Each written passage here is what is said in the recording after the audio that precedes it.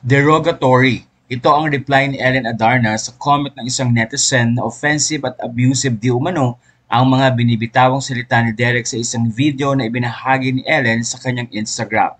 Matatandaan sa isang comment sa social media, sinabi ni Derek na ni minsan ay hindi niya minura o pinagsalitaan ng masakit si Ellen. Ayon kay Derek, "For your information, I never cursed my wife, ma'am. Ellen and I would always prank each other and we never got mad at each other."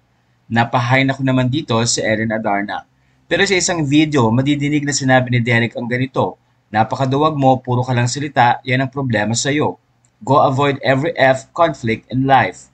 Kwento pa ni Ellen, 6 months pregnant siya nang mangyari ito. Makikita ang date na June 19, 2024. Kaya naman hindi na iwasang mag-comment ng ilang netizen.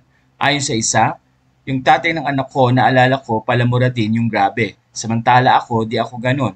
I mean, super bihira lang ako magmura sa tanang buhay ko. Sa totoo lang, nakakasira din yan ng mental health yung maayos naman pakikisama mo tapos lagi kang minumura.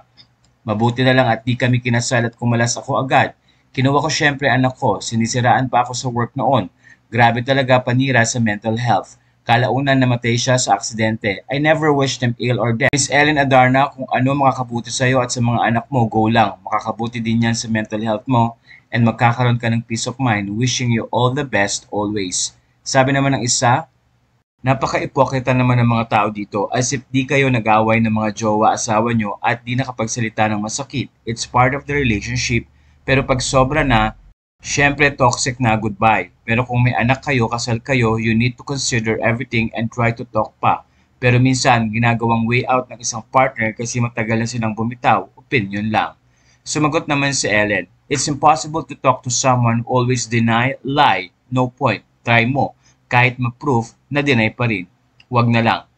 Sa puntong ito ay nananatili namang tahimik si Derek Ramsey sa mga revelasyon na ito ni Ellen Adarna.